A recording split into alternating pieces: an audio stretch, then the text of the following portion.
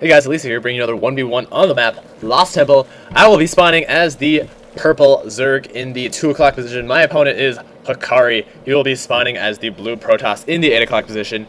And Hocari is actually a rank 6 diamond player, rank 5 or 6. I don't really remember, but he was 1900 platinum rank 1 before the reset, so very strong player.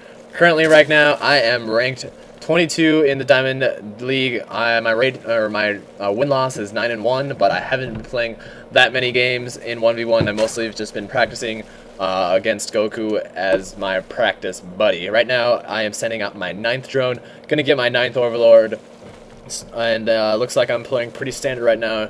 No epic 6 pooling in this game to be seen. Typical 11 or 10 pylon by the Protoss player, chrono boosting his workers just so he can get that slight economic boost. Does not look like he is going to be saving up chrono boost for his gateways.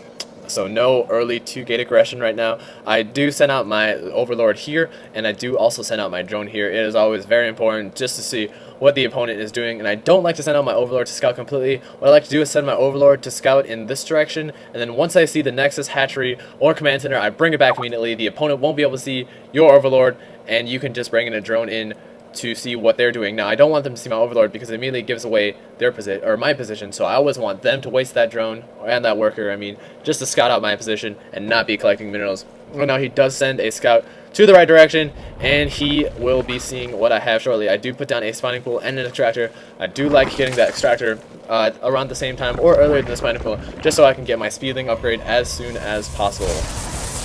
And right now, it looks like I was attacking one of his probes, and all his probes, or at least a lot of them, surrounded my drones, but I was managed to get away. If you ever get surrounded by workers, you can always right-click a mineral patch at your home base, and your worker will actually walk through every single unit. So it's very useful if the enemy does try to surround. I do put my drone right there just to see if he does try to go for any early gate aggression, but it does not look like it. He is not even going to make that first out. He is going straight for Cybercore, so an early Zergling rush could have probably won me the game right now, but it does not look like it matters. I actually put down a Roach Warren there and canceled that extractor so I could get 2 more extra supply, which I put down which I made the queen with, and right now I am making that Overlord. So I was bit supply locked, put down 2 buildings, and made a queen, and then canceled the extractor. So lets me get a little bit oversupply, and I do cancel that Roach Warren just because I want him to see that Roach Warren. I want him to get stalkers, and then I want to counter that with speedlings, as speedlings are very good against stalkers before they get blink right now.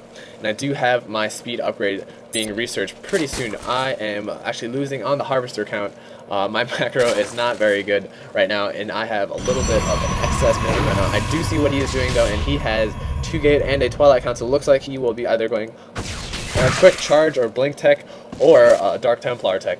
So it looks like he has a sneaky probe in my base. I will not allow this, as I did see it with an Overlord, and I bring my Zerglings in to attack it. I do not want him to see that I cancel my Roach one, so I have to pull my queen out just to kill it before he actually gets there, and it doesn't look like he saw it. So he still thinks I am going 1 base roaches, which is always very, very good. I did make a few more harvesters, and right now I am putting a second hatchery right there. I do not want to put it right here, as he will see it and assume I am going speedling. So I'm going to put it right here. Gotta keep him on his toes. Gotta always hide my tech, as the British would say. And right now I'm putting my Evo Chamber, so it looks like I am going all in +1 Speedling and also putting down a Baneling set. So all in +1 Speedling and or Baneling. I probably should get a little bit more harvesters on the minerals right now, but it does not look like I am that far behind. I am fairly far behind on the gas though, and he does have quite a few harvesters on the minerals. Most people, or almost everyone, should always be pumping military units as well as constantly pumping harvesters to prepare for that expansion.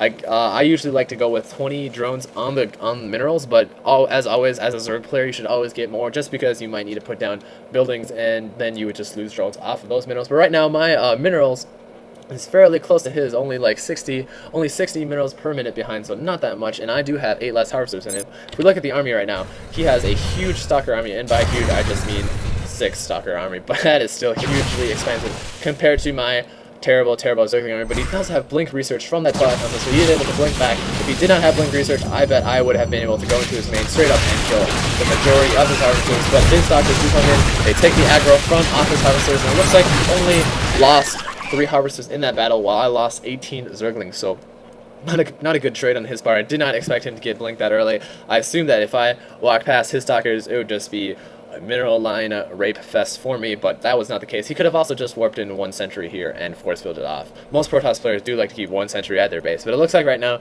he is going towards my base right now with his quite large stalker army actually, and I only have a small handful of Zerglings that I know that will not be able to take out those stalkers, so I'm not even going to try to engage him mid-walk. As a good blink micro will just destroy Zerglings, even though Zerglings are fairly good against stalkers. My plus one is actually being researched, and I do get a little bit of a surround, but he just blinks back his weak stalkers, and he is slowly moving towards the corner. He does lose 2 stalkers, though, and right now he is in the corner right now, and I know I have to move back because I cannot continue keeping the fight. He will just abuse the shit out of that ledge, so I'm just going to slowly attack the weak one, try to pick off a few. It does not look like my Zerglings are going to make it right now. I do not have very many Zerglings, and he has, let's see, he still has 6 stalkers left, but I have an equal cost in Zerglings, so I should be able to take out this army, but he does manage to snipe an Overlord. And right now I am supply locked, so good Overlord snipe, and I'm trying to slowly take out what stalkers that I can. He is going to abuse this ledge and blink back and forth, and he is probably going to hide behind this mineral patch. It does look like he is, so I'm not even going to try to engage him when he is up against the wall and he has blink. I think I am just going to wait outside, wait for those stalkers to come out, and then try to engage, but he is just going to blink back and forth around this ledge. Just lost one there, but he actually did warp in 3 Dark Templars using that Twilight Council, and I do not see this, so these 3 Dark Templars are going to go to town on my Queen and my drones right now, so not a good situation for me. Those 2 Dark Templars are here to kill my Queen almost immediately, back her up in the corner and game raped her, and now these Dark Templar are going straight for my lair. If that lair does go down, I do lose, but I am morphing in an Overseer right now. Hopefully that Overseer, that Overseer will definitely be able to warp in time, and I am able to kill all of these Dark Templar, but at what cost? I only have 11 Harvesters to his 39 plus his expansion right now, so I know I need to do something drastic very quickly now if I still want to stay in this game, and I do not have that much income to even produce another Queen. I am just pumping drones right now from here, and I actually do have a Queen right there, but it does not look like I remember to use it. But if we look at the army size right now, I have 1325 minerals worth of Zerglings. He only has 6 Zealots right now, so these Zerglings with +1 will make short work of his 6 Zealots. And I move in just to check out what he's doing. It does not look like he has made any more Zealots, so I'm just going to quickly surround and destroy these Zealots. And it looks like I will be able to clean up any more Zealots that he is morphing in right now. He should probably have made a wall with these Zealots, but he did not do that in time, and I am able to get a great surround on those Zealots. Those Zealots die quickly. And at my base, I am just queuing up Zerglings right now to spawn at his base. I'm sending these Zerglings straight to his mineral line. He does morph into 1 Dark Templar, but that Dark Templar will take way too long to kill my Zerglings. I have more Zerglings still going at his base right now. He morphs in 2 Zealots, but those 2 Zealots will not be able to kill my Zerglings in time. And we look at unit toss right now. He is losing huge amounts of workers in from that battle, and I am continuing to go. Actually, I'm running my Zerglings just around, so I do not want to take any more Dark Templar fire, but I actually rallied more Zerglings in and went for his expansion now, so he only has 21 Harvesters to my 14, and I'm just rallying more Lings right now. I know if I keep rallying more Lings, I can win this, and no matter how many, as long as those Zealots do not reach critical mass, I will be able to kill those Harvesters. And I do bring in my Overseer to kill that 1 pesky Dark Templar with 26 kills, and I still have more Zerglings rallied to his base. These Zerglings should be going up here and not waiting one by one, or not allowing these Zealots to actually form a wall, but for some reason I'm just not using these Zerglings very well.